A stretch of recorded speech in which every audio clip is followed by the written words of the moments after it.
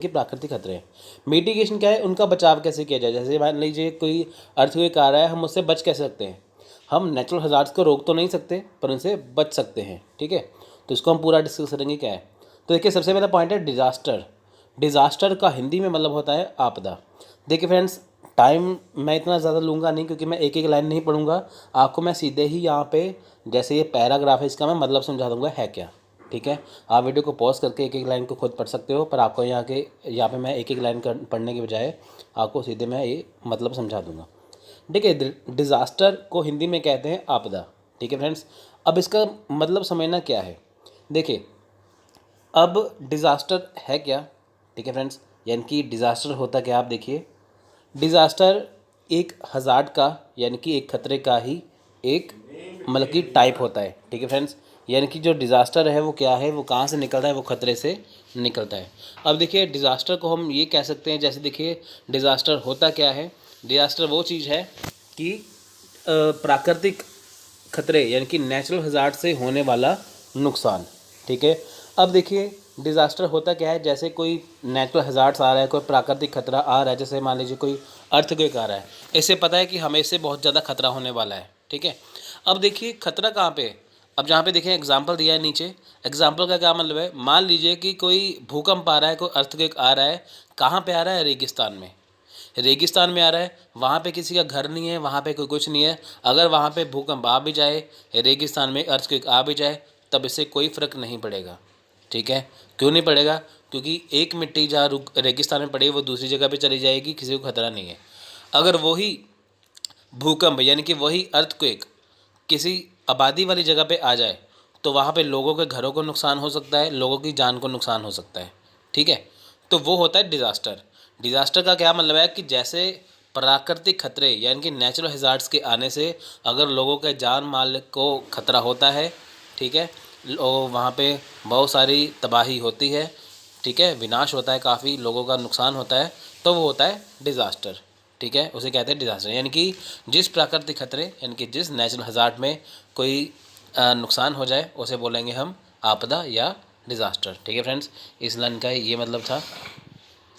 अब देखिए जो डिज़ास्टर है वो कैसे बनता है, वो बनता है वल्नरेबिलिटी प्लस नेचुरल हज़ार्ड। यानी कि डिज़ास्टर किसे कहते हैं, प्राकृतिक खतरे से, और वल्नरेबिलिटी यानी कि वीकनेस से। अब देखिए मैं आपको यहाँ पे शब्द है वल्नरेबिलिटी, ठीक है। इसका आपको मतलब बता दूं क्या है। देखिए मैं आपको यहाँ पे कोई लंबा चौड़ा नहीं समझाऊंगा, सिंपल सी बात कहते हैं वल्नरेबिलिटी क्या है। देखिए इसका सीधा सा मीनिंग है वीकनेस, ठीक है।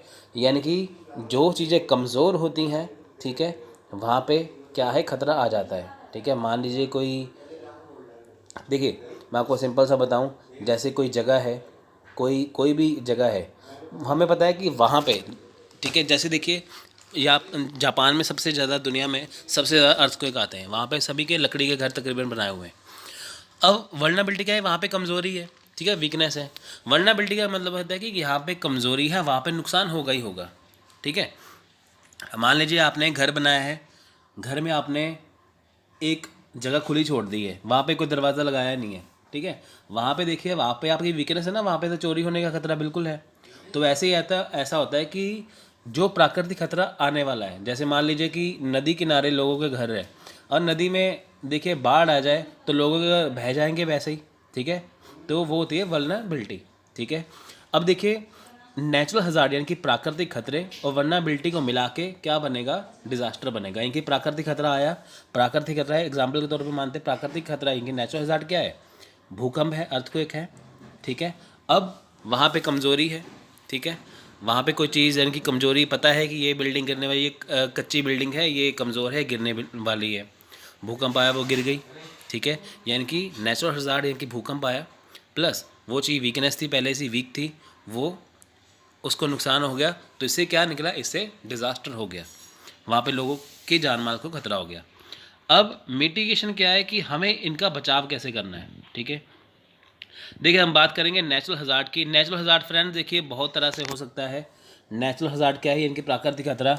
जैसे देखिए नेचुरल हज़ार्ड का जो, देखिए आपको सिंपल सा मीनिंग बता दूं क्या है। नेचुरल हज़ार्ड को अरबी भाषा में अज जहर कहते हैं, जिसका अर्थ होता है मौका, ठीक है।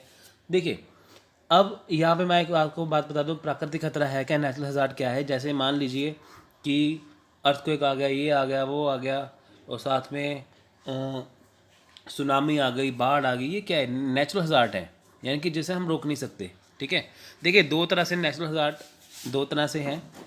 एक तो होता है नेचुरल हज़ार्ड यानी कि प्राकृतिक खतरा जिसे हम रोक नहीं सकते। यहाँ पे लिखा है ना, जैसे देखिए यहाँ पे लिखा है साइक्लोन, सुनामी, अर्थक्वेक, वॉल्केनो, ये क्या है, ये नेचुरल हज़ार्ड्स है, इसे हम रोक नहीं सकते, इससे हम बच सकते हैं।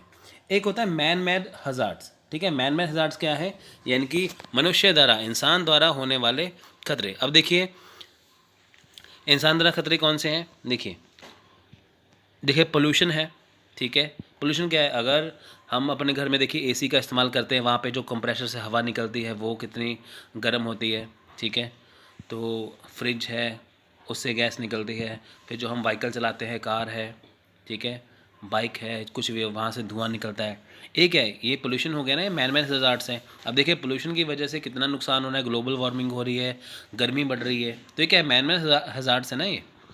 ठीक है, टॉक्सिक वेस्ट हो गया, देखिए लीकेज ऑफ टॉक्सिक वेस्ट है, कोई फैक्ट्री लगी हुई है, मेडिकल फैक्ट्री है, वहाँ पे जो अगर उनका जो वेस्ट मटेरियल है वो पानी में जाके मिल रहा है, नदियों के पानी में, तो लोगों को पानी अगर पियेंगे तो उनको नुकसान होगा। ठीक है, अब देखिए यहाँ पे एक्सप्लोजन है, जहाँ पे हम कहीं पे एक्सप्लोजन कर देते हैं, कोई परमाणु का टेस्ट कर दिया, कोई एटम बम का टेस्ट, कोई कुछ भी कर दिया, वहाँ पे गर्मी बढ़ जाएगी। ठीक है, तो यानी कि है क्या, ये मैन मेड हज़ार्ड्स है। नेचुरल हज़ार्ड्स क्या है, जैसे लैंडस्लाइड्स, फ्लड है, ड्रॉट है, अर्थक्वेक है, ये सारे क्या है, ये नेचुरल हज़ार्ड्स हैं। मैन मेड हज़ार्ड क्या है, जो इंसान की गलती की वजह से नुकसान होता है। ठीक है, देखिए यहाँ पे हम बात करेंगे वेरी एग्जाम्पल ऑफ हज़ार्ड्स की। देखिए कौन कौन सी है, पहला है जोलॉजिकल हज़ार्ड्स, यानी कि जोलॉजिकल हज़ार्ड्स देखिए इसमें क्या क्या आता है। ठीक है, देखिए जूलॉजिकल हज़ार्ड्स यानी कि भूवैज्ञानिक खतरा। ठीक है, यानी कि हमारी जो धरती के ऊपर भूवैज्ञानिक, जो धरती के ऊपर होने वाला खतरा। देखिए पहला है अर्थक्वेक यानी कि भूकंप, लैंडस्लाइड, सुनामी, डैम बस्ट यानी कि बादल का फटना, डैम बस्ट यानी कि बांध का फटना, वॉल्केनिक और एरप्शन यानी कि ज्वालामुखी विस्फोट। तो ये क्या है, ये जो जियोलॉजिकल हज़ार्ड्स है, यानी कि अगर अर्थक्वेक आया, ठीक है, तो धरती को नुकसान है, धरती पर रहने वाले लोगों को। लैंडस्लाइड आया तब भी, लैंडस्लाइड से भी होता है, सुनामी की वजह से भी होता है। ठीक है, अगर बांध टूट जाए तब भी होगा, वोल्केनिक eruption हो जाए, ज्वालामुखी फट जाए तब भी होगा। ये सारे धरती के ऊपर होने वाले नुकसान हैं। ठीक है फ्रेंड्स, देखिए नेक्स्ट हम बात करेंगे क्लाइमेटिक हज़ार्ड्स की, जलवायु। ठीक है, जलवायु खतरे। देखिए ट्रॉपिकल साइक्लोन आ गए। ठीक है, ट्रॉपिकल साइक्लोन यानी कि उष्ण कटिबंधीय चक्रवात।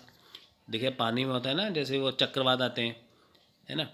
तो क्लाउड बस्ट हो गया, बादल का फटना, और टोर्नाडो। ठीक है, टोर्नाडो एंड हरिकेन यानी कि बवंडर और तूफान। टोर्नाडो होता है जैसे हवा का गोला जैसे घूमता है ना। लैंडस्लाइड भूस्खलन हो गया, फ्लड हो गया, बाढ़ आ गई। ठीक है, और हीट एंड कोल्ड वेव, गर्मी, गर्म हवा, ठंडी हवा चलने लगी। ठीक है, ड्रॉट है, सूखा पड़ गया, और स्नो एवरेंक यानी कि हिम संकलन हो गया। ठीक है, हिल स्टॉर्म हो गया, ओले पड़ गए, और सी इरोजन यानी कि समुद्र का क्षरण। तो ये क्या है, ये सारे जलवायु खतरे हैं। ठीक है, आपको एग्जाम में पूछ सकते हैं, बताइए कि इनमें से कौन से जलवायु खतरे हैं, यानी कि कौन से क्लाइमेटिक हज़ार्ड्स हैं। ठीक है, नेक्स्ट एनवायरमेंटल हज़ार्ड्स। ठीक है, अब देखिए पर्यावरणीय खतरे कौन से हैं। ठीक है, देखिए एनवायरमेंटल पोल्यूशन है, ये एनवायरमेंटल हज़ार्ड्स हैं। ठीक है, एनवायरमेंटल हज़ार्ड्स का मतलब पर्यावरण से होने वाले खतरे। पोल्यूशन है, बहुत बड़ी चीज़ है, जैसे देखिए सांस लिए बगैर तो कोई रह नहीं सकता, अगर उसमें पोल्यूशन हो जाए तो कितना नुकसान होगा। ठीक है, डिसर्टिफिकेशन यानी कि मरुस्थलीकरण। अब देखिए अगर जगह जगह सूखा पड़ जाए, बंजर हो जाए ज़मीन, तो वहाँ पे मरुस्थलीकरण हो जाएगा। ठीक है, डिफॉरेस्टेशन यानी कि वनों की कटाई। अगर हम वनों की कटाई करते रहेंगे, जंगलों की कटाई करते रहेंगे, ठीक है, हमें देखिए हमें लग्जरी लाइफ तो मिल जाएगी, हमारी ज़रूरतें पूरी हो जाएंगी, पर हम गर्मी को नहीं रोक पाएंगे, हम प्राकृतिक खतरे को नहीं रोक पाएंगे, हम किसी चीज़ को रोक नहीं पाएंगे। ठीक है, हमें सांस लेने में दिक्कत हो जाएगी। ठीक है, देखिए पेस्ट इन्फेक्शन बायोलॉजिकल यानी कि कीट संक्रमण जैविक। देखिए ह्यूमन एनिमल एपिडेमिक्स यानी कि मानव पशु महामारी। देखिए वो बीमारियां जो कहाँ से फैलती है? इंसान से या पशुओं से। होता है ना बर्ड फ्लू, स्वाइन फ्लू, ये फ्लू वो फ्लू। तो ये क्या है? ये पेस्ट इन्फेक्शन ही है। नेक्स्ट है फूड पॉइजनिंग, विषाक्त या विषैला भोजन। देखो फूड पॉइजनिंग क्या है? मान लीजिए आपने बाहर देखिए घर के खाने से कभी फूड पॉइजनिंग होती नहीं है, बाहर के खाने से हमेशा होती है। क्योंकि घर में जो भी कुछ बनाते हैं वो पता है आप, उसमें सारी चीज़ें जो है वो स्वच्छ यानी कि हेल्दी होती हैं। ठीक है। बाहर का खाना क्या है? जैसे आप किसी रेडी पे खा रहे हो, धूल मिट्टी पड़ रही है वहाँ पे, ठीक है, उसके हाथ गंदे मंदे, जो मर्जी है वैसे ही है, तो उसमें बना के दे रहे हैं, तो आपको उससे फूड पॉइजनिंग हो जाएगी।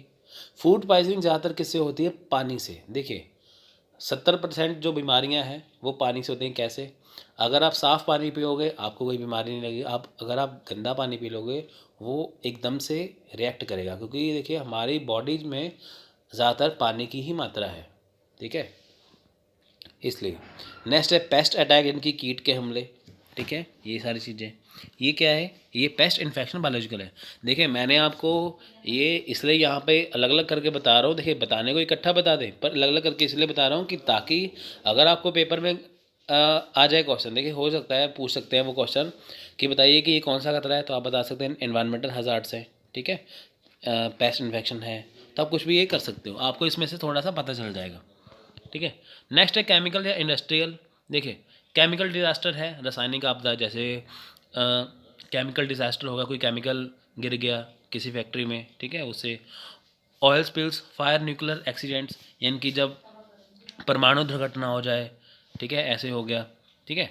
इंडस्ट्रियल डिजास्टर, औद्योगिक आपदाएं, ठीक है, किसी इंडस्ट्री में कोई गैस लीक होगी, कोई कुछ हो गया। उसके बाद न्यूक्लियर एक्सीडेंट रिलेटेड, ठीक है, परमाणु दुर्घटना संबंधी, ठीक है, परमाणु टेस्ट कर दिया तो वहाँ पे गर्मी हो जाएगी, वहाँ पे उनकी बीमारियाँ हो जाएगी। तो ये चीज़ें जो हैं, ठीक है, जैसे जापान में देखिए एटम बम गिराया था, आज तक वहाँ पे बच्चे अपंग पैदा होते हैं, वहाँ पे कोई फसल ही नहीं उगती। ठीक है, हिरोशिमा और नागासाकी पे। तो ये क्या है? न्यूक्लियर एक्सीडेंट ही है। ठीक है फ्रेंड्स, तो देखिए हमने ऊपर बात की है यहाँ पे अर्थक्वेक की, हमने बात की है सुनामी की, हमने बात की है बादल के फटने की, हमने बात की है यहाँ पे बाढ़ की, हमने यहाँ पे क्लाइमेटिक हजार्ड्स हो गया, जियोलॉजिकल हो गया, एनवायरनमेंट हो गया, केमिकल हो गया, पेस्ट हो गया, सबकी बात कर ली। अब बात आती है कि ये जो खतरे हैं इनसे बचा कैसे जा सकता है, यानी कि मिटिगेशन, इनसे बचा कैसे जाए। अब देखिए हर एक चीज़ का तोड़ कोई ना कोई तो होता है, दुनिया में कोई ऐसी चीज़ नहीं है कि जिसका आप हल ना निकाल पाओ। चाहे मैथ्स का सवाल कितना मुश्किल हो, अगर आप उसको टाइम दोगे हो जाएगा। यूजीसी नेट पेपर 1 जितना मुश्किल हो आप उसको करोगे हो जाएगा। तो कहने का मतलब ये है कि मिटिगेशन यानी कि बचाव करके हम इसे कर सकते हैं। नेचुरल हजार्ड्स को कोई रोक नहीं सकता, पर इससे बचा जा सकता है। ठीक है, बचा कैसे जाएगा अब आपको मैं बताऊंगा। ठीक है, देखिए मिटिगेशन का मतलब क्या है? रिस्क को रिड्यूस करना। देखिए ऐसा होता है कि जैसे पता है कि प्राकृतिक खतरा यानी कि नेचुरल हजार्ड्स के आने से खतरा होने वाला है, पर हम उसे कम कैसे कर सकते हैं। ठीक है, सबसे ज़्यादा ज़रूरी क्या है? मान लीजिए आपके घर में अर्थक्वेक आ गया, सबसे ज़्यादा ज़रूरी क्या है? आपकी जान, आप अपनी जान बचा के भागो। ठीक है, सबसे बड़ा वो है। यानी कि मिटिगेशन में क्या है? आपको रिस्क को बहुत ज़्यादा कम करना, कि ताकि कोई भी जान माल का नुकसान ना हो। देखिए the disaster mitigation action are summarized into 4 type. देखिए 4 तरह का है। देखिए बचाव क्या है? लोकल प्लानिंग एंड रेगुलेशन, हमें लोकल प्लानिंग करनी चाहिए कि अगर ये चीज़ आ जाए हमें क्या प्लानिंग करनी है। स्ट्रक्चर एंड इंफ्रास्ट्रक्चर प्रोजेक्ट, हमें स्ट्रक्चर एंड इंफ्रास्ट्रक्चर यानी कि हमें इनके बचाव के लिए, यानी कि अगर अर्थक्वेक आ जाए, कोई बाढ़ आ जाए, उनके हिसाब से हमें अपने घरों का, अपनी चीज़ों का इस्तेमाल करना चाहिए, अपने घरों को बनाना चाहिए, अपने इंफ्रास्ट्रक्चर को रखना चाहिए। नेचुरल सिस्टम प्रोटेक्शन, देखिए नेचुरल सिस्टम प्रोटेक्शन का इस्तेमाल करना चाहिए। एजुकेशन एंड अवेयरनेस प्रोग्राम्स, अब लोगों को एजुकेशन के जरिए अवेयर करना चाहिए। देखिए अभी एजुकेशन के जरिए आपको अवेयर कर रहा हूँ मैं, ठीक है, कि आपको क्या क्या करना चाहिए। देखिए अर्थक्वेक मिटिगेशन की बात करें, मान लीजिए अर्थक्वेक आ जाता है तो उसे बचा कैसे जा सकता है। देखिए सबसे पहले बात करते हैं अर्थक्वेक होता क्या है। ठीक है, an earthquake is what happen when 2 block of earth suddenly slip past one another. देखिए जब, देखिए होता क्या है कि जब जो हमारी धरती है, जो हमारा अर्थ है, उसके नीचे जो है, ठीक है, उसके नीचे क्या है? टेक्टोनिक प्लेट्स होती हैं, वो आपस में टकराती हैं। ठीक है, वापस में ऐसे हिलती हैं। जो आपस में टकरा जाए, एक दूसरे के ऊपर चढ़ जाए, तो क्या होता है? तो होता है अर्थक्वेक। मान लीजिए आप दो बंदे हैं, आप दो दोस्त हैं, आपस में टकरा जाओ तो आप एकदम से हिल जाओगे ना। तो वही बात है कि जैसे ये देखिए कि अगर आपस में दो चीज़ें टकरा जाएं, जैसे आपस में दो टेक्टोनिक प्लेट टकरा जाएं तो उससे क्या है, अर्थक्वेक आ जाता है। ठीक है, तो उससे क्या है, उसे फॉल्ट कहते हैं या फॉल्ट प्लेन कहते हैं। अब देखिए, the location below the earth surface where the earthquake starts is called hypocentre, यानी कि जहाँ से अर्थक्वेक, अर्थ का सरफेस, ठीक है, अर्थ का सरफेस यानी कि वो लोकेशन जहाँ से अर्थक्वेक स्टार्ट हो रहा है, ठीक है, उसे कहेंगे हाइपोसेंटर। ठीक है, यानी कि हम अर्थक्वेक कैसे कहेंगे, जहाँ से अर्थक्वेक यानी कि भूकंप जो है वहाँ जहाँ से स्टार्ट हो रहा है, ठीक है, वो होता है हाइपोसेंटर, जहाँ से भूकंप की शुरुआत है। ठीक है, यानी कि अर्थ की सतह, यानी कि जो अर्थ का सरफेस है उसके जो नीचे वाला स्थान है, ठीक है, जहाँ से भूकंप यानी कि जहाँ से अर्थक्वेक निकल रहा है उसे क्या कहेंगे, उसे कहेंगे हाइपोसेंटर। ठीक है, और जब पृथ्वी के सतह यानी कि पृथ्वी के सरफेस के ऊपर जब अर्थक्वेक आता है उसे कहते हैं एपिसेंटर, यानी कि जहाँ से निकला वो हाइपोसेंटर, जहाँ पे ऊपर सतह पे आया उसे कहेंगे एपिसेंटर। ठीक है फ्रेंड्स, तो देखिए यहाँ पे आपको मेन में मैं पढ़ा दूंगा। यहाँ पे देखिए, यहाँ पे लिखा नीचे the largest main earthquake is called main shock. अब देखिए, सबसे बड़ा भूकंप अगर वो जो बहुत तबाही लेके आए उसे क्या कहते हैं, मेन शॉक। ठीक है, मेन शॉक किसके बाद आएगा, ये आफ्टर शॉक के बाद आता है। ठीक है, तो अब देखिए अर्थक्वेक क्या है, अर्थक्वेक कैसे मापते हैं, इसे मापने वाला यंत्र कौन सा है, सीस्मोग्राफ। ठीक है, सीस्मोग्राफ से इसे मापा जा सकता है। ठीक है, देखिए अर्थक्वेक की तीन तरह की वेव्स है, पी वेव, एस वेव्स और एल वेव्स। ठीक है, यहाँ पे एल वेव्स वैसे दिया नहीं है, पी वेव, एस वेव्स और एल वेव्स है। पी मैंने होता है प्राइमरी वेव, एस मैंने होता है सेकेंडरी वेव्स और एल मैंने होता है लविंग वेव्स। अब देखिए, जैसे भूकंप आए, अर्थक्वेक आए तो बिल्डिंगें हिलने लगती है ना, ठीक है, उसे कहते हैं लविंग वेव्स, यानी कि एल वेव्स, वो सबसे ज़्यादा खतरनाक है। पेपर में आपको क्वेश्चन पूछना है कि बताइए पी, एस और एल में से सबसे ज़्यादा खतरनाक कौन है, वो है एल वेव्स। ठीक है फ्रेंड्स, देखिए अब देखिए मिटिगेशन ऑफ अर्थक्वेक, हमने ये बताया कि ये नेचुरल हजार्ड्स है अर्थक्वेक, अब इससे बचाव कैसे किया जाए। देखिए फ्रेंड्स, यहाँ पे अगर कुछ लिखा हो तो ठीक है, अगर ये तो आपको पढ़ाऊँगा ही, वैसे मैं आपको दो चार चीज़ें बता दूँ। मान लीजिए आप किसी बिल्डिंग में हैं और अर्थक्वेक वहाँ पे आ गया, तो आपको लिफ्ट की बजाय आपको सीढ़ियों से यानी कि आपको स्टेयर से नीचे उतरना है। ठीक है, कभी भी अर्थक्वेक में लिफ्ट का इस्तेमाल मत कीजिए, क्योंकि लिफ्ट में आप फंस सकते हैं।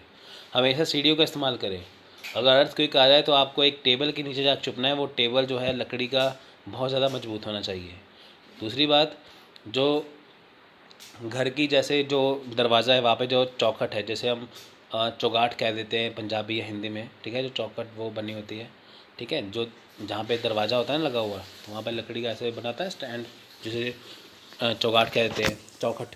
ठीक है, आपको वहाँ पे खड़े हो जाना है, तो वहाँ पे आप बच सकते हो। ठीक है, देखिए अब incorporate earthquake mitigation into local planning. अब देखें लोकल प्लानिंग की बात करें तो इसे कैसे बचा जा सकता है।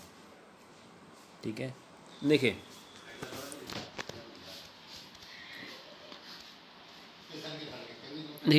Creating a seismic safety committee to provide policy recommendation. देखिए सबसे पहले आपको अर्थक्वेक के लिए एक कमेटी बनानी चाहिए जो आपको बता सके कि सेस्मिक वेव अगर आए तो इसे कैसे बचा जा सकता है। सेस्मिक वेव्स क्या है कि जो अर्थक्वेक की जो तरंगें जो अर्थक्वेक होता है ना, जैसे अर्थक्वेक की जैसे अर्थक्वेक आता है जैसे, ठीक है, उसे बोलते हैं सेस्मिक वेव्स।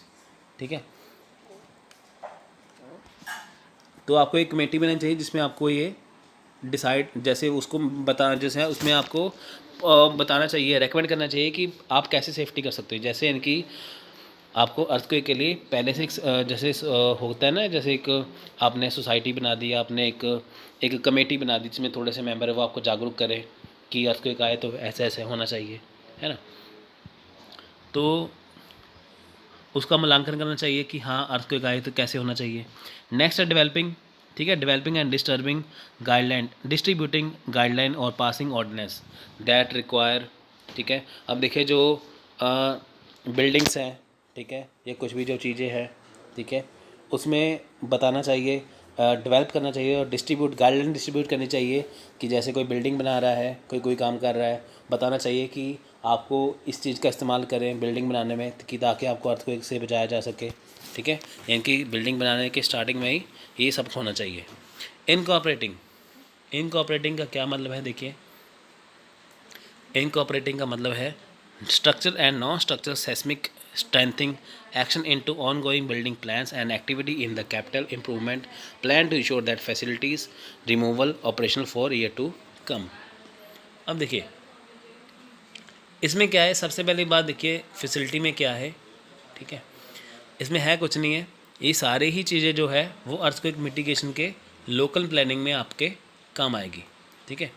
देखिए सबसे बड़ी बात क्या है कि अगर आप स्ट्रक्चर यानी कि अगर आप कोई चीज़ बना रहे हो, जैसे पता है कि आप कोई चीज़ बना रहे हो, ठीक है, कोई इमारत है, कोई कुछ है, कोई कुछ भी चीज़ है, ठीक है, तो सबसे पहले आपको ये देखना चाहिए कि उसमें आप जो चीज़ें इस्तेमाल कर रहे हो, बिल्डिंग कैसे प्लान कर रहे हो, ठीक है। मान लीजिए आपने बिल्डिंग कोई प्लान कर रही है तो आपको उसमें ऐसी चीज़ों का इस्तेमाल करना चाहिए कि अर्थक्वेक आ भी जाए तो आपकी बिल्डिंग को कोई नुकसान ना हो, ठीक है, आपकी बिल्डिंग गिरे ना, कोई नुकसान ना हो बिल्डिंग को, तो आप उसमें ऐसी चीज़ें लगा सकते हो।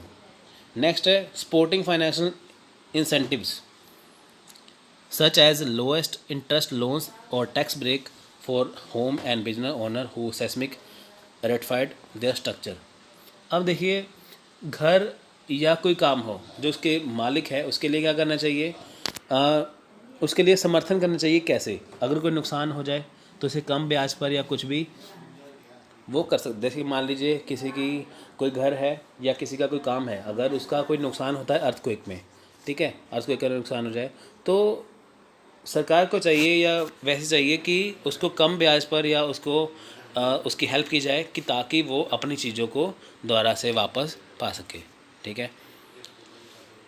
नेक्स्ट है access community vulnerability to seismic hazards, ठीक है। अब देखिए इसे हिंदी में कहते हैं भूकंपीय खतरों के लिए सामुदायिक भेदता का आंकलन। देखिए collecting geologic information on seismic source soil condition and related potential hazards.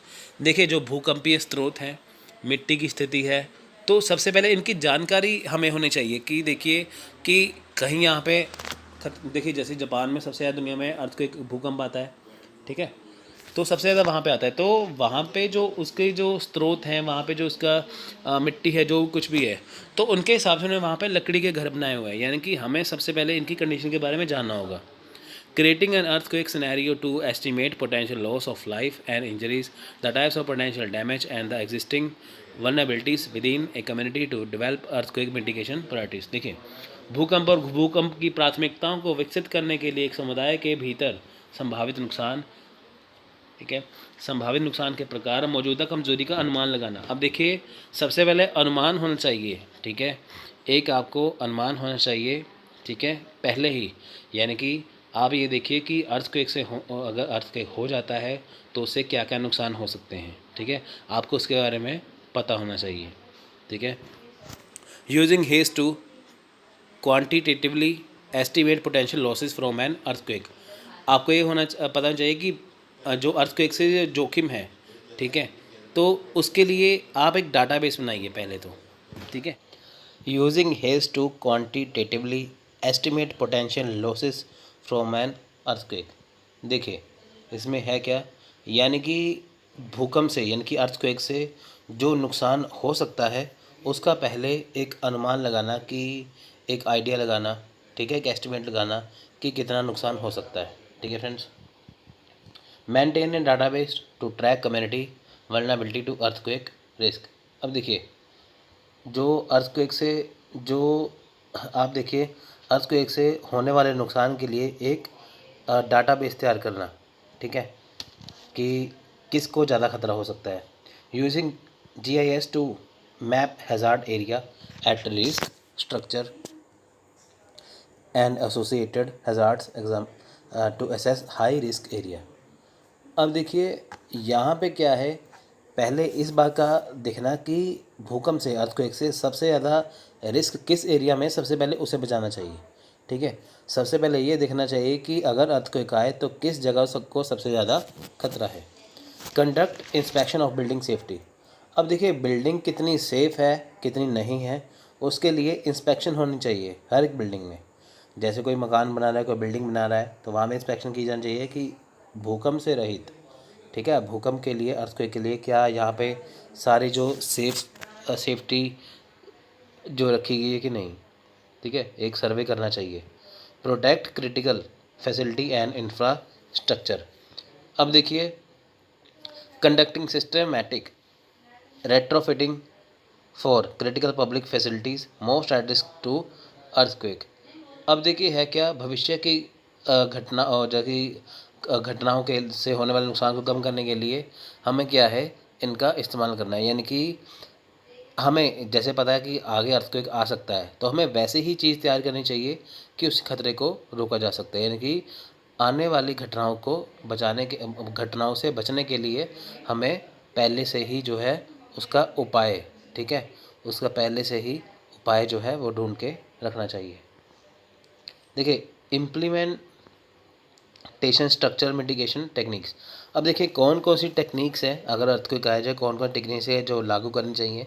Use structural mitigation measure to reduce damage from future bad events, ठीक है। अब देखिए, भूकंप के दौरान सुरक्षा प्रदान करने के लिए सुरक्षित कमरे का प्रयोग करना। देखिए है क्या, स्ट्रक्चरल मिटिगेशन है, कुछ नहीं है। देखिए बहुत सारा नुकसान, अब हमें पता है कि भूकंप से, अर्थक्वेक से बहुत सारा नुकसान होने वाला है, उसको कम करने के लिए हमें बचाव करना चाहिए, ठीक है। Building a safe room to provide protection during an earthquake. अब देखिए हमें एक सेफ़ रूम का, एक सुरक्षित कमरे का निर्माण करना चाहिए जिस पे अर्थक्वेक का असर ना पड़े। Installing window film to prevent injuries from shattered glass. अब देखिए इसमें है क्या कि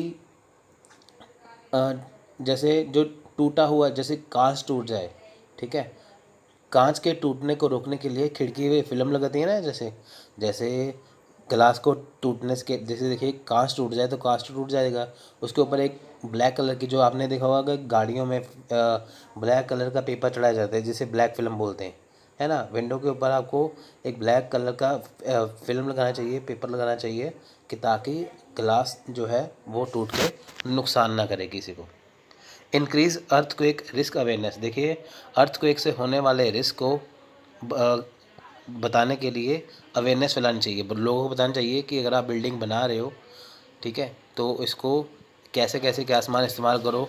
तो अगर अर्थक्वेक आ जाए, अगर आप अपने घर में बैठे हो तो आपको अपनी जान कैसे बचानी है, आपको सीढ़ियों के रास्ते उतरना है, आपको दरवाजे के दहलीज में खड़ा होना है, ठीक है। ऐसे से आपको बाहर निकल के किसी एक सेफ किसी मैदान में चले जाना है, किसी ग्राउंड में चले जाना है, तो आपको ऐसी अवेयरनेस ये फैलानी चाहिए।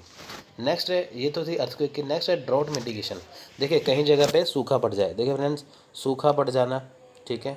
ड्रॉट मिटिगेशन क्या है कि किसी जगह पे सूखा पड़ जाना, ये भी क्या है कि नेचुरल हैज़ार्ड से, ठीक है। खेतों का बंजर हो जाना, ठीक है, फसलों का ख़राब हो जाना, फसलों का दोबारा ना उग पाना, ये क्या है, ये ड्रॉट मिटिगेशन है, ड्रॉट है, सूखा पड़ जाना। अब देखिए होता क्यों है, देखिए फसलों का नुकसान हो जाए, अगर म्यूनसिपल की जो वाटर सप्लाई है वो या तो बहुत कम हो, या पानी में कोई ऐसे चीज़ मिल जाए जो पानी ख़राब है, वो मान लीजिए अगर फसलों को दे दिया जाए तो वो उससे जो ख़राब हो सकता है ना। टेम्परेचर, अगर वहाँ पे टेम्परेचर हाई लो है तो वैसे सूखा पड़ सकता है वहाँ पे। तो इसका बचाव कैसे करना चाहिए, देखिए assess vulnerability to drought risk, ठीक है। सूखे से क्या है, देखिए इसको करने से क्या है, देखिए gathering and analysing water and climate data to gain a better understanding of local climate and drought history. अब देखिए जो स्थानीय जो जलवायु है, जो लोकल जो क्लाइमेट डाटा है, उसको इकट्ठा करना है पहले, ठीक है। उसका बैकग्राउंड देखना है, उसका इतिहास देखना है कि जिस जगह पे सूखा पड़ा है क्या पहले वहाँ पे सूखा पड़ा था, ठीक है। क्योंकि देखिए अगर कोई डॉक्टर के पास मरीज भी जाता है तो उसका पहले वो चेकअप करवाता है, हिस्ट्री देखता है इसको क्या प्रॉब्लम थी। तो वैसे ही अगर कोई चीज़ हो चुकी है तो उसको हमें, जैसे कहीं पे सूखा पड़ चुका है, पहले हमें उसका हिस्ट्री देखना चाहिए, इतिहास देखना चाहिए कि क्या वहाँ पे सूखा पड़ चुका है, पहले पड़ा था कहीं, ठीक है। तो उससे हमें क्या है, बेहतर एक जो डाटा इकट्ठा होगा जिससे हम उसको समझ पाएंगे। Identify factor that affect the severity of a drought. अब देखिए सूखा किसके कारण पड़ा है, ठीक है, उसका कारण को खोजना। Identify available water supply. अब देखिए सूखा पड़ता क्यों है, पानी की कमी की वजह से। अब देखना है कि पानी की उपलब्धता की पहचान करना, कि जो पानी, देखिए अगर पानी ना जाए तो सूखा पड़ जाएगा, अगर पानी गंदा दे दिया जाए तो सूखा पड़ जाएगा। अब देखिए पानी जो वहाँ पे दिया जा रहा है वो कैसा है, वो गंदा तो नहीं है, ठीक है, या पानी दिया जा रहा है कि नहीं वो देखना। Determine how the community and its water sources have been impacted by drought in the past. यह निर्धारित करना कि अतीत में यानी कि पास्ट में अगर सूखा है, ठीक है, या ड्रॉट है तो वो कैसे प्रभावित हुआ था। यानी कि मान लीजिए पहले वहाँ पे सूखा पड़ चुका है, ड्रॉट आ चुका है, तो वो पहले कैसे हुआ था, तो बाद में कैसे सही हुआ था। ठीक है फ्रेंड्स, ये चीज़ मॉनिटर। देखिए मॉनिटर ड्रॉट कंडीशन, अब हमें ड्रॉट की कंडीशन देखनी चाहिए, ठीक है। देखिए जो drought condition, monitor drought condition है कि सूखे की जो स्थिति है उसको निगरानी करें। देखिए identify local drought indicators such as precipitation, temperature, surface water level, soil moisture. देखिए मिट्टी की जो नमी है उसको देखना, जो पानी का जो लेवल है, ठीक है, वो देखना, टेम्परेचर देखना, इसकी निगरानी करना कि क्या ये सही है। सूखा पड़ने के जो कारण होते हैं उसको उसको जांचना अच्छे से, ठीक है, ये सारी चीज़ें चेक करना कि क्यों सूखा पड़ा है। Establishing a regular schedule to monitor and report condition on at least a monthly basis. अब देखिए मंथली बेसिस पे इसकी चेकिंग करते रहना, ठीक है। मॉनिटर वाटर सप्लाई, देखिए जो वाटर सप्लाई हो रही है इसके ऊपर नज़र रखना है। Regular checking for leaks to minimise water supply losses. Regular देखिए चेकिंग करना कि क्या ये जो वाटर सप्लाई होती है क्या वो सही हो रही है। Improving water supply monitoring, water supply को और इम्प्रूव करा जाना चाहिए, उसकी निगरानी करना। प्लान फॉर ड्रॉट, देखिए developing a drought emergency plan. अगर सूखा पड़ जाए तो पहले आपके लिए जैसे जगह देखिए कई जगह पे सूखा पड़ जाए, ठीक है, सूखा पड़ने की स्थिति में, सूखा पड़ने की कंडीशन में आपको एक एमरजेंसी प्लान होना चाहिए कि अगर सूखा पड़ जाए तो आप उस पर कैसे उसको सही कर सकते हो, ठीक है। डेवलपिंग क्राइटेरिया और ट्रिगर्स फॉर ड्रॉट। अब देखिए आपको कुछ ऐसे क्राइटेरिया अपनाने चाहिए, कुछ ऐसे आपके पास प्लान हो चाहिए, ठीक है, अगर सूखा पड़ जाए तो। Developing a drought communication plan and early warning system to facilitate timely communication of relevant informative official decision makers. देखिए पब्लिक को, जैसे किसान वगैरह हैं, पब्लिक को पहले ही सूखे के बारे में बता देना चाहिए कि अगर ये हिदायतें, ये इंस्ट्रक्शन ना बरती तो सूखा पड़ सकता है। तो आपको सरकार की या कहीं की आपको इन्फॉर्मेशन देते रहना चाहिए, ठीक है। लोकल जो किसान हैं उनको इन्फॉर्मेशन देते रहना चाहिए कि आप इसका इस्तेमाल करिए, नहीं तो ये सूखा पड़ सकता है। Developing agreement for secondary water sources that may be use during drought condition. अब देखिए सूखे की स्थिति के दौरान, ठीक है, सूखे की जो स्थिति है, जो ड्राउट की जो स्थिति है, जो कंडीशन है, उसके दौरान जो उपयोग की जाने वाली, जो उसके दौरान जो उपयोग की जाती है, जो वाटर सप्लाई जो उपयोग की जाती है, उसका समझौता करना, ठीक है।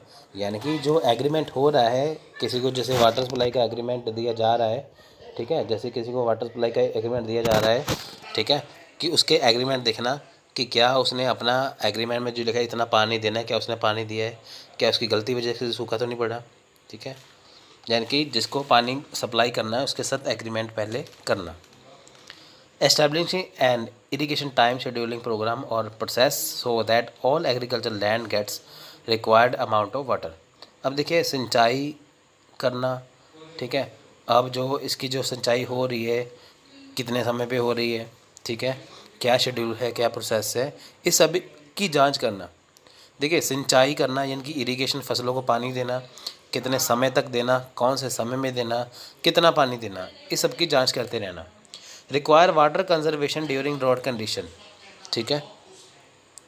देखें require water conservation during drought condition, सूखे की स्थिति के दौरान जल संरक्षण की आवश्यकता है। यानी कि अगर सूखे की स्थिति बन जाए, कहीं पे ड्रॉट हो जाए, ठीक है, तो उसके दौरान क्या है कि आप पानी को कैसे बचा सकते हैं, पानी की आवश्यकता, पानी की ज़रूरत कैसे है। देखिए यानी कि सूखे की स्थिति में, ड्रॉट की कंडीशन में आप पानी को कैसे बचा सकते हैं। देखिए developing an ordinance to restrict the use of public water sources for non-essential uses such as landscaping, washing cars, filling swimming pools etc। अब देखिए मान लीजिए किसी जगह पे सूखा पड़ा हुआ है, तब आप पानी को कैसे बचा सकते हो, ठीक है। जैसे कार को धोना पानी से पानी वेस्ट हो जाएगा, उसको रोक दिया जाए, स्विमिंग पूल में पानी ना भरा जाए, ठीक है। कोई भूमि निर्माण, अगर कोई बिल्डिंग्स बन रही है वहाँ भी पानी की जरूरत है, उसको भी रोक दिया जाए। तो इससे क्या है, हम उस पानी को बचा के सूखे की कंडीशन से, ठीक है, थोड़ी सी राहत हमें मिल सकती है। Prevent overgrazing. देखिए ओवर ग्रेजिंग क्या है, जब जो एनिमल्स है, जो बहुत ज़्यादा पशु उसको खेतों को चर लेते हैं, ठीक है, तो ओवर ग्रेजिंग होने के कारण वहाँ पे सूखा पड़ जाएगा, ठीक है। एस्टैब्लिश ए ग्रेजिंग पॉलिसी और permitting programme to prevent overgrazing. देखिए इसके लिए एक पॉलिसी बननी चाहिए कि कितनी पशुओं को चरना चाहिए, है ना। Reducing the number of animals and improving range management. देखिए एनिमल्स जो हैं उनका जो जानवरों की संख्या कम करना, ठीक है, रेंज प्रबंध करना, यानी कि अगर आपके जो जानवर हैं, ठीक है, वो खेतों को चरने जा रहे हैं, कितनी रेंज होनी चाहिए। ये नहीं खेत में खुला छोड़ दे तो वो पूरा खेत ही साफ करके आ गया, ऐसे नहीं है, ठीक है, रेंज बना के रखना। Improve water supply system. देखिए improve water supply and delivery system to save water through action such as designing water delivery system to accommodate drought events. देखिए वाटर सप्लाई के लिए पहले क्या है, वाटर सप्लाई करने के लिए जो जो पानी का जो वितरण है, जो जल वितरण है, जो पानी की जो सप्लाई है, उसको डिज़ाइन करना कि यहाँ पे ये सूखा, जैसे देखिए यहाँ पे सूखा ना पड़े तो कितनी देर में वाटर सप्लाई करना, कौन से समय में देना, ये सब कुछ होना चाहिए। Developing new and upgrading existing water delivery system to eliminate break and leaks. अब देखिए ब्रेक और लीक को ख़त्म करने के लिए मौजूदा जो जल वितरण प्रणाली है उसको नया उन्नत बनाना। मान लीजिए किसी जगह के ऊपर जो पानी दिया जा रहा है खेतों को, ठीक है, तो उसमें कोई कमियां हैं, उसको दूर करके नया सिस्टम अपनाना चाहिए, ठीक है। अब देखिए educate resident on water saving technique. अब देखिए यहाँ पे एक टेक्निक्स है वाटर सेविंग के लिए, ठीक है। Installing low flow water saving shower heads and toilets. अब देखिए कम प्रभाव वाले पानी की बचत करना, जैसे शावर या शौचालय है, वहाँ पे कम प्रेशर वाली चीज़ों का इस्तेमाल करना, ठीक है, जहाँ पे जो टैप है, जो शावर है, वहाँ पे कम प्रेशर है पानी का, ताकि पानी जो है वो ख़राब ना हो जाए। Turning water flow of while brushing teeth and during other cleaning activity. अगर आप ब्रश कर रहे हो या कुछ और काम कर रहे हो तो आपको तब क्या है, जैसे आप ब्रश कर रहे हो तब पानी को ना चलाए। वॉश बेसिन में होता है ना, कई बार वॉश बेसिन पानी चलता रहता है, ब्रश करते रहते हैं, तो पानी तो वेस्ट ही है वो, इसलिए उसको रोकना। Adjusting sprinklers to water the land and not the sidewalk on street. अब देखिए लॉन के लिए जो पानी है, ठीक है, जो लॉन में पानी देते हैं उसको ना करना, सड़क पे या फुटपाथ पे पानी ना फेंकना।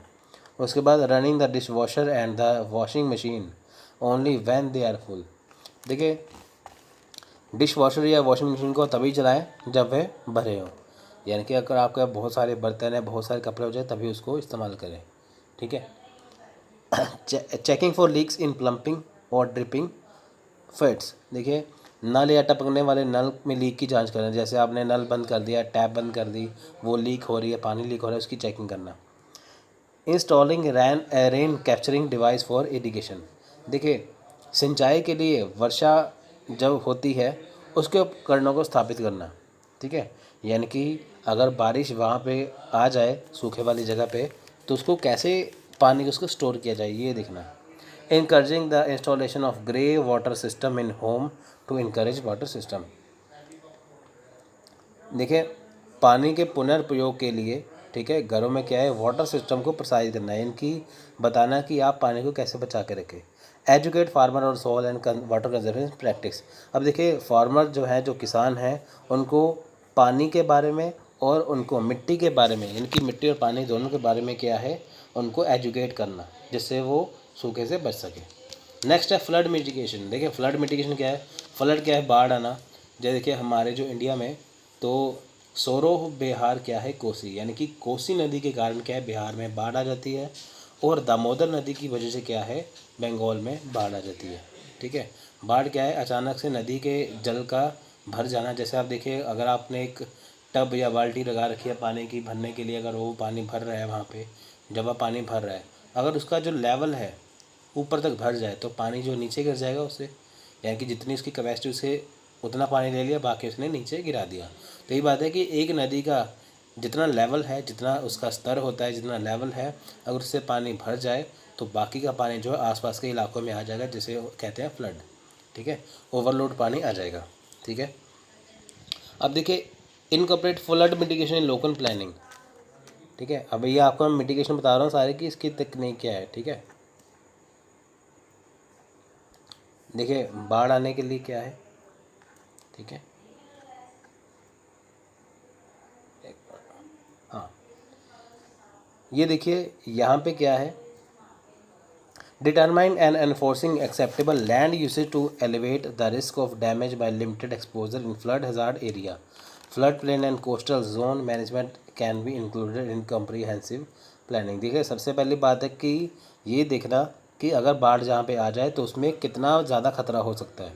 पहली बात तो यह है कि अगर बाढ़ कहीं पे आती है, जैसे मान लीजिए बिहार में बाढ़ आ रही है, तो सबसे ज़्यादा किस जगह पे खतरा है पहले उसको देखना। जिस जगह का नुकसान हो ज़्यादा पहले उसको देखना, उसके लिए planning banana.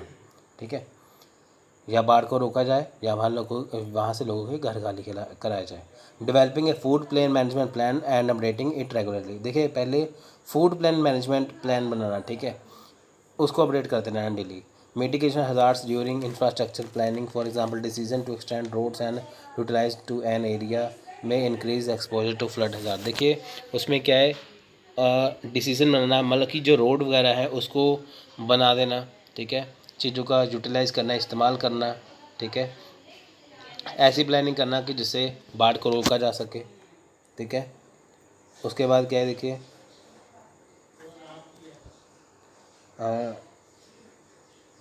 adopting a post-disaster recovery ordinance based on a plan regulate activity generally depending on property location। अब देखिए इसमें इसमें है क्या, इसमें कुछ नहीं है। देखिए इसमें क्या है कि जो बुनियादी ढांचा है, ठीक है, मैं आपसे सीधी बात यहाँ पे एक बताता हूँ। देखिए इसमें है क्या, आपको ये देखना है कि जिस जगह के ऊपर, ठीक है, जिस जगह पर बाढ़ आनी है, जो वो जगह है उसके ऊपर मान लीजिए कि कितनी महंगे मकान बने, कितनी जो कॉस्टली वो जगह है। ठीक है, वहाँ पे आपको क्या है, वहाँ पे आपको उसके लिए प्लानिंग करना कि कैसे उसे बचाया जा सके, कैसे उसे कम किया जा सके। ठीक है, मान लीजिए एक बिल्डिंग बनी हुई बहुत महंगी है, वहाँ पे बाढ़ आ जाए, वो नुकसान हो जाएगा उसका, तो उसके लिए प्लानिंग करना। ठीक है, ठीक है, establishing green infrastructure programme to link manage and expand existing parks preserves and greenway. अब देखिए जो मौजूदा पार्क हैं, ठीक है, जो मौजूदा पार्क बने हुए हैं उसको मैनेज करने के लिए, उनका लिंक करने के लिए, ठीक है, उनका विस्तार करने के लिए है क्या है, कार्यक्रम की स्थापना करना। ठीक है, एक प्रोग्राम बनाना कि ताकि उनको लिंक किया जा सके आपस में। ठीक है, मान लीजिए एक जगह पे बाढ़ आनी है, वहाँ पे रोड बना दिया जाए। ठीक है, वहाँ पे उसके लिए कोई बांध बना दिया जाए, कुछ भी ऐसे कर दिया जाए कि जिससे उससे बचा जा सके। Form partnership to support food flood plain management. अब देखिए इसका समर्थन, जैसे हम देखिए हमें सरकार के ऊपर ना डिपेंड होकर खुद भी इसमें भागीदारी, अपनी जिम्मेदारी समझनी चाहिए। क्या है, देखिए सबसे ज़्यादा क्या है, forming a regional watershed council to help bring together resources for comprehensive analysis planning decision making and cooperation. देखिए व्यापक स्तर पे क्या है, योजना बनाएं, प्लानिंग करें, एक एक आपको वाटरशेड जो है काउंसिल का गठन करना कि ताकि प्लानिंग से सब कुछ चीज़ चल सके। Forming a CDM plan implementation. देखिए इसमें क्या है कि आपको एक सीडीएम होने के नाते आपको उसमें भाग लेना, जो कमेटी बनी हुई है उसके ऊपर क्या क्या डिसीजन लिए जा रहे हैं, ठीक है, उसको आपको ध्यान से देखना है। ठीक है friends, adopt and enforce building codes and development standards. यहाँ पे फ्रेंड्स देखिए वही बात है कि बिल्डिंग्स कैसे बनाई जा रही हैं, किस तरह से बनाई जा रही हैं, क्या वो बिल्कुल उसके नज़दीक है। ठीक है, मान लीजिए नदी के किनारे बिल्कुल बिल्डिंग बना दी, कल को बाढ़ है तो बिल्डिंग पूरी वहाँ पे से गायब भी हो गई। ठीक है, ऐसे नहीं है, तो कितनी दूरी पे बनाया जाए, क्या क्या सामान इस्तेमाल किया जाए, ये ऐसी चीज़ें इसमें दिखना। ठीक है, improve storm water management planning. अब देखिए इसमें क्या है, इसमें क्या है, देखिए इसमें क्या है कि जैसे ये मान के चलिए कि कोई तूफ़ान आ जाए, ठीक है, तूफ़ान आ जाए तो वहाँ पे क्या है कि वाटर मैनेजमेंट को कैसे, यानी कि देखिए तूफ़ान आ जाए तो अगर वहाँ पे जो पानी है, ठीक है, पानी का बचाव जो है उसे कैसे बचा के रखना है, कैसे सुधार करना है। ठीक है, जैसे आप देखिए कि मान लीजिए कि तूफ़ान आ जाए कई जगह पे ऊपर, ठीक है, कुछ भी आ जाए, अब वहाँ पे आपका जो पानी का निकास है उसका अध्ययन करना। ठीक है, मान लीजिए अगर मान लीजिए कहीं पे तूफ़ान आ गया वहाँ पे पानी की निकासी, पानी एक जगह पे जमा हुआ है, ठीक है, उसको कैसे निकाला जाए वहाँ से कि ताकि वो आगे जाके फैल ना जाए, ठीक है। उसके लिए क्या करना है, एक प्लानिंग बनाना, ठीक है, एक प्लान बनाना कि पानी को कैसे रखा जाए। मान लीजिए कि एक नदी के किनारे बिल्डिंग्स बनी हैं, घर बने हुए हैं, अब बाढ़ के पानी को कैसे यूज़ किया जाए, बाढ़ के पानी को कैसे एक जगह पर स्टोर किया जाए, ठीक है, कि ताकि आके जाके फिर उसका इस्तेमाल किया जा सके, उसके लिए प्लानिंग करना, ठीक है। Improve flood risk assessment. अब देखिए जो फ्लड का रिस्क है, ठीक है, जो फ्लड का जो रिस्क होता है उसमें सुधार करना। देखिए सबसे बढ़िया क्या है, आप इसमें पहली बात तो प्लानिंग करिए, ठीक है, प्लानिंग करिए आप इसमें। जैसे देखिए प्लानिंग करने के बाद क्या है कि आप उसकी जो प्रक्रिया है, जो प्लानिंग इसमें आप शामिल हुई, उसमें क्या है कि उसके बाद क्या है कि खुली जगह जो है, ठीक है, जैसे खुली जगह है वहाँ पे क्या है, खुली जगह के ऊपर आप एक पानी को जो है इकट्ठा कर सकते हैं। मान लीजिए बाढ़ का पानी है, एक खुली जगह है, वहाँ पे आप उसको इकट्ठा कीजिए ताकि आगे वो फैल ना पाए। ऐसा उसका इस्तेमाल करना कि ताकि वो आगे जाके फैल ना पाए, ठीक है, उसे एक ही जगह पे सुरक्षित कर देना। Improving storm water drainage system capacity. अब देखिए तूफ़ान से अगर कोई जैसे तूफ़ान आ जाए, कोई कुछ भी आ जाए, ठीक है, फ्लड आ जाए, तूफ़ान आ जाए, तो जो जहाँ पे जो पानी छोड़ा जा रहा है, जैसे मान लीजिए एक घर में बाढ़ के कारण एक गांव में पानी आ गया, तो उस पानी को कहाँ पे छोड़ा जाए कि पानी को निकाला जा सके। मान लीजिए गांव में पानी आ चुका है, पूरा गांव पानी से भर चुका है, तो उस पानी को कहाँ पे छोड़ा जाए कि ताकि कोई चीज़ ख़राब ना हो, जैसे कोई सड़क ख़राब ना हो, कोई नदी के अंदर ना जाए, कुछ मान लीजिए कि खेतों में छोड़ दिया, खेत ख़राब ना हो जाए, तो पानी की ऐसी निकासी करना कि जैसे रोड पे छोड़ दिया तो पानी अपने आप ही निकल जाएगा, ठीक है, ऐसी चीज़ें करना। Flood proof residential non residential structure. अब देखिए जहाँ पे रेजिडेंशियल एरिया है, जहाँ पे लोग रहते हैं, वो एरिया कैसा है, ठीक है, वो जहाँ पे लोग नहीं रहते वो एरिया ऐसा है, उसके ऊपर जांच करना, ठीक है। Conduct regular maintenance for drainage system and flood control structure. अब देखिए अब जहाँ पे क्या है कि जो मेंटेनेंस है, ठीक है, पानी का जो बचाव है, जो फ्लड के लिए क्या क्या बचाव किए जा रहे हैं उसको कंट्रोल करना, ठीक है, ये सारी चीज़ें आप इसमें देख लेना एक बार। Increase awareness of flood risk safety. अब देखिए अवेयरनेस बढ़ाना सबसे पहली बात है, ठीक है, रिस्क और सेफ्टी के लिए एजुकेट करना लोगों को प्रॉपर, ठीक है।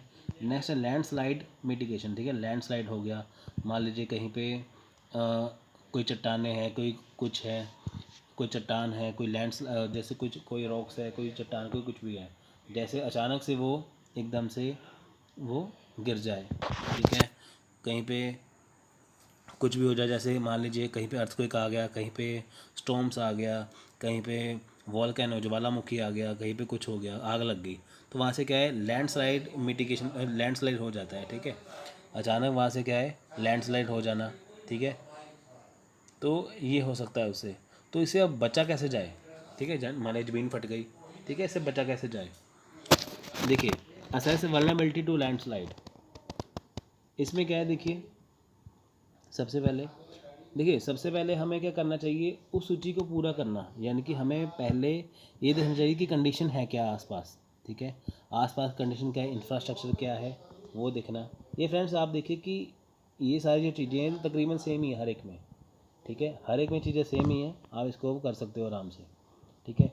मैनेज डेवलपमेंट इन लैंडस्लाइड हज़ार्ड एरिया, आपको देखना है कि जहाँ पे लैंडस्लाइड हुई है या होती है, आप उस जगह को कैसे मैनेज करते हो डेवलपमेंट के लिए, ठीक है, वहाँ पे आपको प्लानिंग करनी है, आपको वहाँ पे चीज़ें बसानी है, ऐसे करके।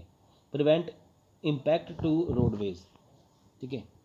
अब देखिए इसमें क्या चीज़ है, पहली बात तो आपको जैसे वो लैंडस्लाइड हो रही है उसको मॉनिटर करना कि ये कैसे हो रहा है, फिर इसको ये देखना कि इसे कैसे बचाया जाए, ठीक है, ये सारी चीज़ों का देखना। Remove existing building and infrastructure from landslide hazard area. अब देखिए वहाँ पे बिल्डिंग ना बनाई जाना, ठीक है, वहाँ पे बिल्डिंग बनाने से रोकना जहाँ पे लैंडस्लाइड होती रहती है, ठीक है, बिल्डिंग बनाने से रोकना, इंफ्रास्ट्रक्चर को मतलब कि ऐसे मतलब बिल्डिंग बनाने से रोक के क्या है आप वो लैंडस्लाइड से होने वाले खतरे को बचा सकते हैं। देखिए नेचुरल हज़ार्ड्स को कोई रोक नहीं सकता, पर आप वहाँ से अपने जान माल का जो आप जान माल की अपनी सुरक्षा जो है वो कर सकते हैं। Wild fire mitigation, wild fire mitigation क्या है, देखिए जैसे जंगलों में आग लग जाना, ठीक है, जंगलों में आग क्या है, गर्मियों के कारण क्या है आग लग जाती है, ठीक है, तो जंगल में आग लग गई, ठीक है, उसको कैसे रोका जाए। वाइल्ड फायर से बचने के लिए, मिटिगेशन के लिए प्लान बना के चला जाए, ठीक है। प्लान कैसा हो कि जंगल की तरफ यानी कि किसी का घर हो या कुछ भी हो, ठीक है, तो उसका प्लान बना के चलना कि उसको कैसे रोका जाए। अगर वहाँ पे कोई, देखिए वैसे जंगली जीव जो है उसको कैसे बचाया जाए, ठीक है। देखिए जान तो सबकी एक जैसी है, ठीक है। पब्लिक सेफ्टी होनी बहुत ज़रूरी है कि कौन सी लैंड यूज़ की जा रही है, कौन सा क्या इस्तेमाल किया जा रहा है, उसको देखना। Reduce risk through land use planning, देखिए रिस्क को, जैसे देखिए लैंड यूज़ प्लानिंग क्या है, अगर आप कोई चीज़ का लैंड का इस्तेमाल कर रहे हैं तो वहाँ पे कम से कम रिस्क हो, ठीक है। जैसे using zoning and special wild fire overlay district to designate high risk area and specify the condition development of specified area. देखिए वहाँ पे क्या है कि जैसे आप कहीं पे किसी ने कोई मकान बनाया, कुछ भी बिल्डिंग बनाई जा रही है, आसपास का एरिया कैसा है, ठीक है।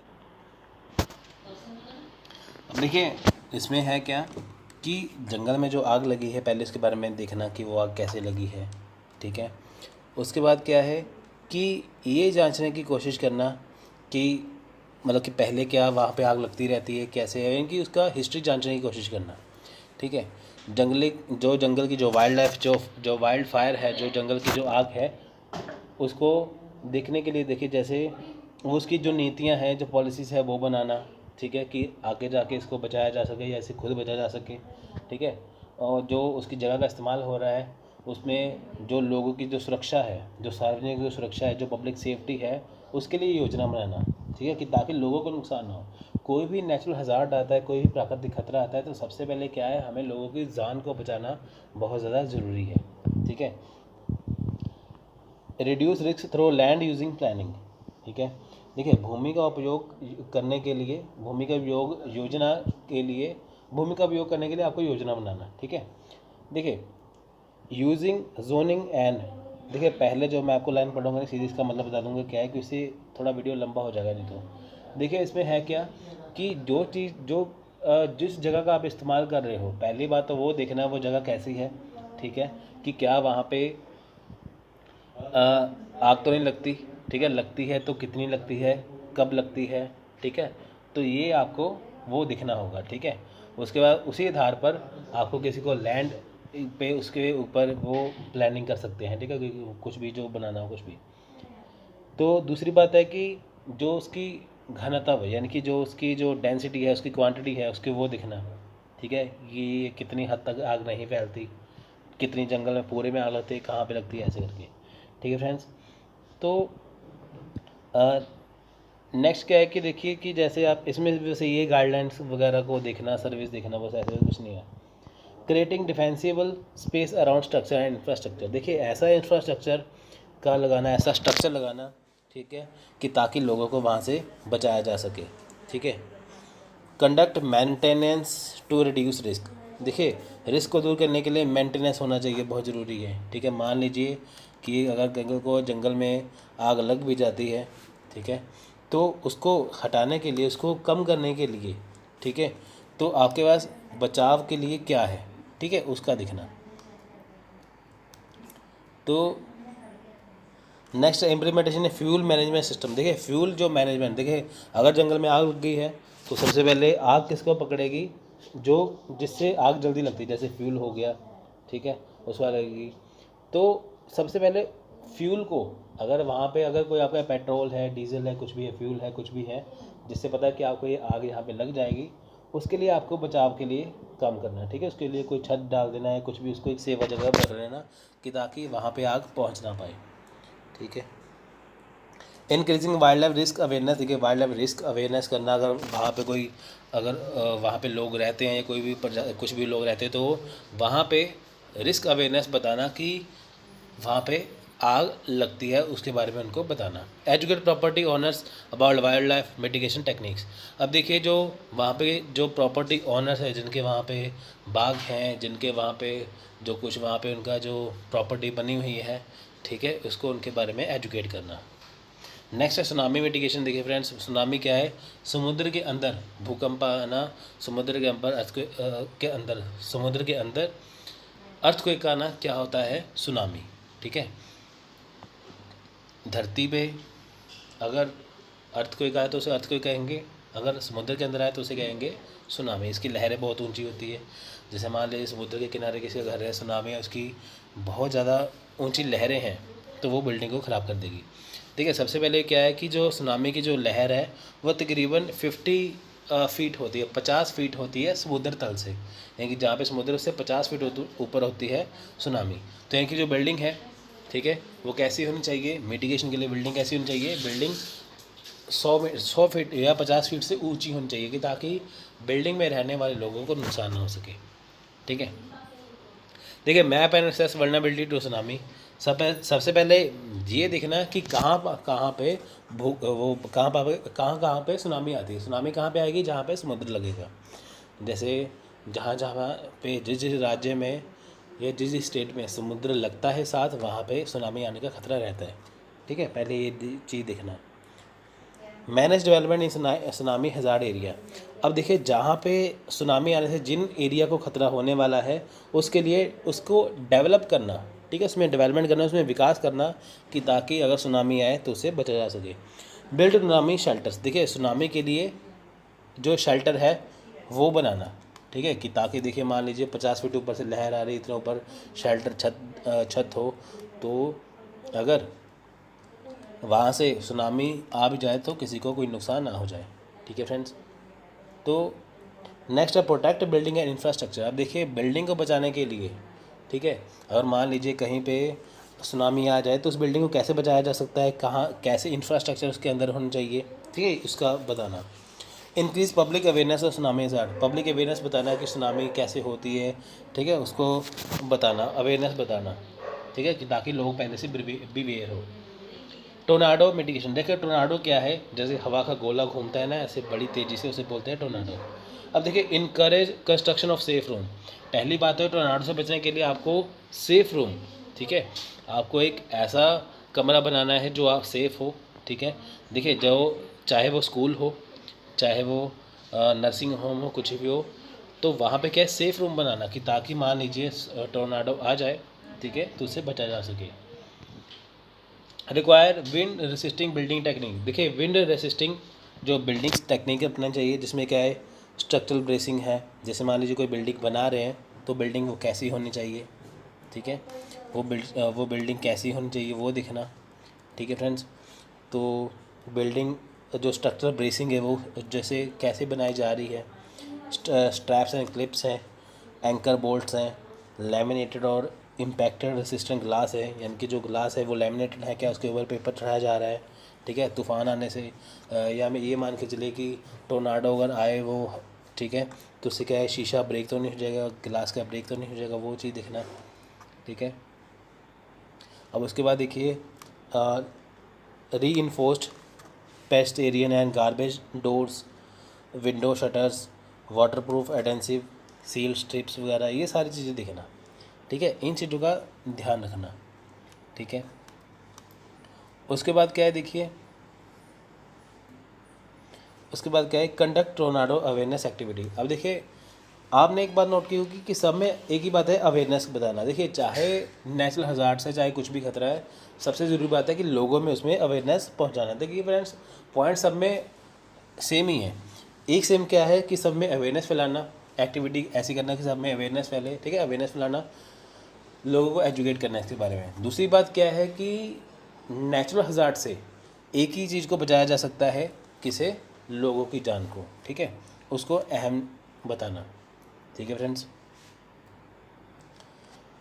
और उसके बाद देखिए इंक्रीज सी लेवल मिटिगेशन। देखिए अगर समुद्र का अगर सी लेवल बढ़ जाए, ठीक है, जैसे आपको मैंने बताया सी लेवल बढ़ जाए, तो सी लेवल से क्या होगा, एक्स्ट्रा पानी जो है वो कहीं पे निकलेगा, या उसमें क्या होगा, देखिए एक्स्ट्रा पानी से वो क्या होगा, या तो इसकी लहरें बन जाएंगी, बहुत ज़्यादा ऊंची ऊंची लहरें आएगी, समुद्र में तूफ़ान आ जाएगा। मान लीजिए कोई मर्चेंट नेवी है, ठीक है, जैसे हमारी कोई समुद्री व्यापार होता है, मान लीजिए समुद्र का लेवल बढ़ गया, वहाँ पे उसका तूफ़ान आ जाएगा, ठीक है, लहरें आ जाएंगी, तो उससे क्या है, उससे खतरा हो जाएगा। ठीक है, अब उस कंडीशन में क्या करना चाहिए, देखिए assess vulnerability to sea level rise. ये सबसे पहले पता होना चाहिए कि समुद्र का पानी, जैसे मान लीजिए कोई समुद्री व्यापार कर रहे हैं, अगर मान लीजिए कोई समुद्री व्यापार और लोग जो समुद्र में व्यापार करते हैं, ठीक है, जैसे मर्चेंट नेवी भी है हमारे इंडिया की, तो उसके लिए क्या करना चाहिए, मान लीजिए जो सी का लेवल है, पहली बात तो उसकी अंडरस्टैंडिंग होनी चाहिए कि जो समुद्र का पानी है, ठीक है, कब बढ़ता है कब घटता है ये पता होना चाहिए। मैनेज डेवलपमेंट इन हाई रिस्क एरिया। अब उसके बाद किन किन एरिया को खतरा होगा, सबसे पहले उसको हटाना, ठीक है, उस जगह को खाली करवाना है, कुछ भी है।